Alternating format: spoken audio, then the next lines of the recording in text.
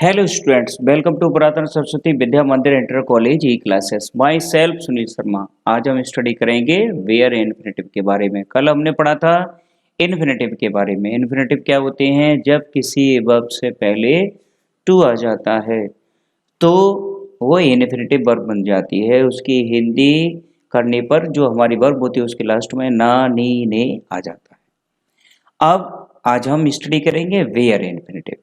ये bare infinitive क्या है? वेयर इन्फिनेटिव मीन्स होता है विदाउट टू।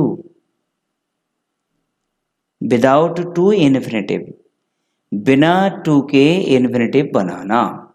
और बिना टू के इन्फिनेटिव कैसे बनता है?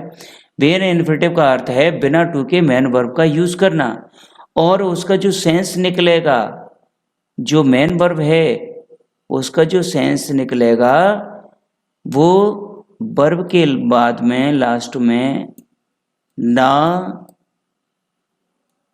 नी या फिर ने ये निकल के आएगा। ना निकल सकता है, नी निकल सकता है, लेकिन टू का यूज न करेंगे। अब नोट भी इसमें टू न हो तो भी क्रिया का हिंदी में अर्थ करने पर क्या अर्थ निकलेगा? नानी ने निकलता है। जैसे अब मुझे पढ़ने दो, तो ने शब्द आया, let me read. Let me read, मुझे पढ़ने दो।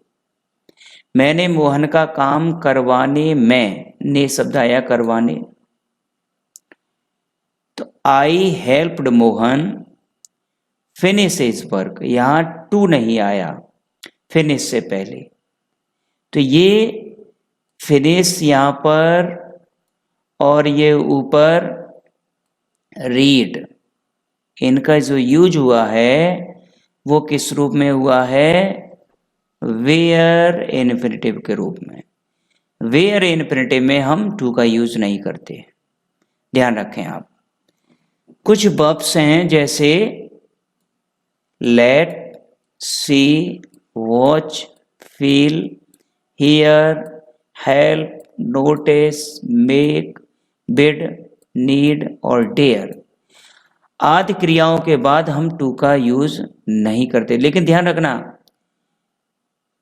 नीड और डेयर इनके बाद हम टू का यूज, अगर इसमें एस लगी हो, मेन वर्ब के रूप में इस्तेमाल हो, तो टू का यूज कर देते हैं। लेकिन यदि मॉडल वर्ब्स के रूप में हो तो टू का यूज नहीं करते। अब ये जरूरी नहीं है कि आपके सेंटेंस में सी आए।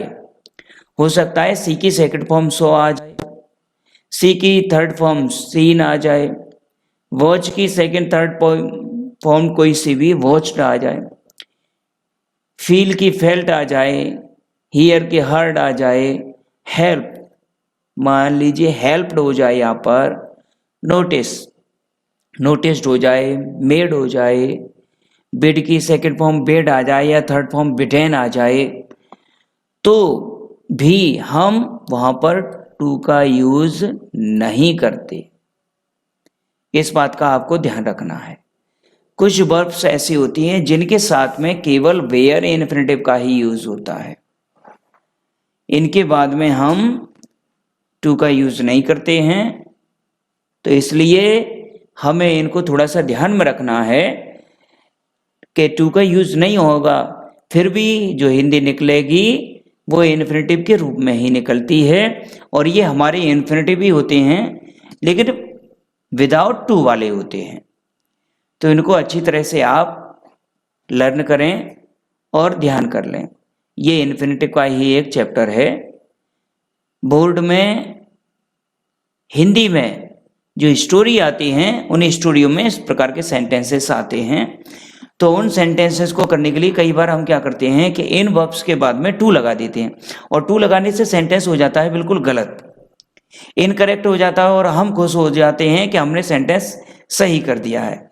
लेकिन जब घर आकर के हम देखते हैं तो पाते हैं कि हमारा सेंटेंस तो बिल्कुल गलत है। अब हम पछताते हैं। तो इसलिए सबसे अच्छा है कि जब आप बोर्ड एग्जाम में जाएं तो पूरी प्रिपरेशन के साथ जाएं, अपनी अच्छी तैयारी के साथ जाएं। अब ये कल वाली एक्सरसाइज है, दोष निकालना सरल होता है। क्या निकालना सरल होता है? दोष। तो दोष की जो इंग्लिश है वो है फॉल्ट, और निकालने की अंग्रेजी है फाइंड। तो ये हो गया टू फाइंड। क्यों? कि निकालने में ना लगा है, तो to find a fault is easy. हम किसी की गलती निकालें, बड़ी जल्दी निकाल देंगे, इसमें ये है, इसमें ये है, इसमें ये है, तो गलती निकालना बहुत आसान होता है। नेक्स्ट सेंटेंस है, गलती करना मनुष्य का काम होता है। तो हमारा जो सब्जेक्ट है वो है गलती करना, और गलती करने की अंग्रेजी होती है टू एयर। एयर भी होती है और एरर भी आती है, ERROR।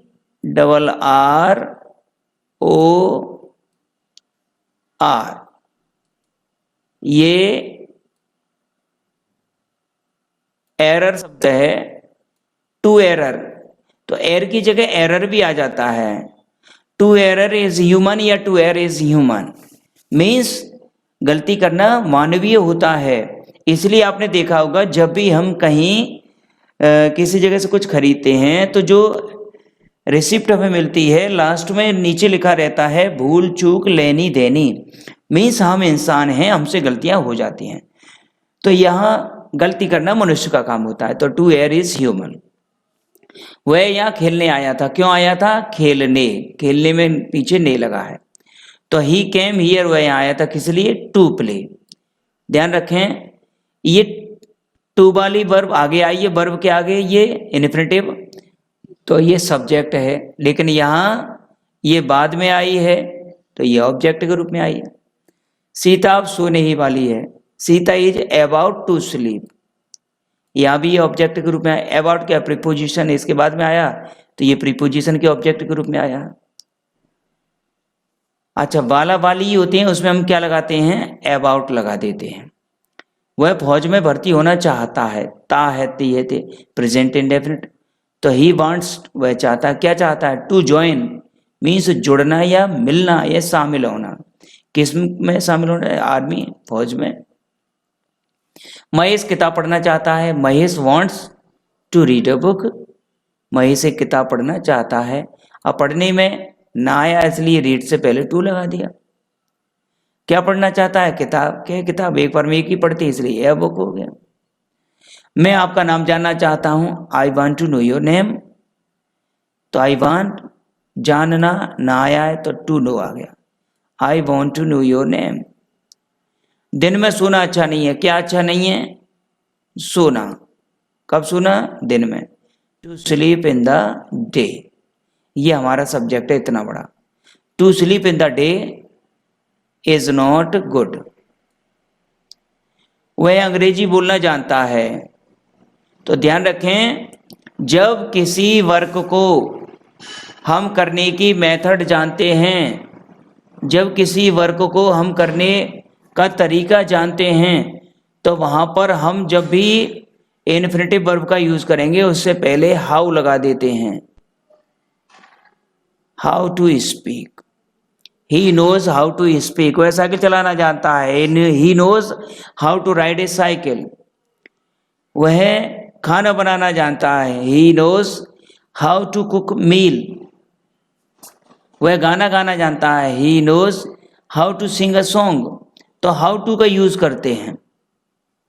और जब किसी को पूछते हैं तब भी पूछ लेते हैं, do you know how to speak English. क्या आप अंग्रेजी बोलना जानते हैं? या सीधा सा हम ये पूछ रहे हैं कि आप जानते हैं कि किस प्रकार अंग्रेजी बोली जाती है। तो जब भी ऐसा करते हैं तो हाउ टू का यूज करते हैं। गरीबों की सहायता करना अच्छा है। क्या अच्छा है? गरीबों की सहायता करना। It is good to help the poor. इस सेंटेंस को ऐसे भी कर सकते थे, to help the poor is good, और इसे इस टाइप से भी बना सकते हैं, it is good to help the poor. तो जब भी हम सेंटेंस करें तो देख लें, हमारा सेंटेंस है वो इन्फिनेटिव टू विदाउट टू वाला है या विद टू वाला है। क्योंकि कुछ वर्ब्स के साथ वेयर इन्फिनेटिव आते हैं और कुछ के साथ केवल इन्फिनेटिव आते हैं। तो इसलिए इनको पढ़ते समय हम अच्छी तरह से ध्यान रखें और अपनी तैयारी अच्छी तरह से करते रहें। क्योंकि हम पढ़ें और उसे समझेंगे तभी हम अच्छी तरह से उसे कर सकते हैं।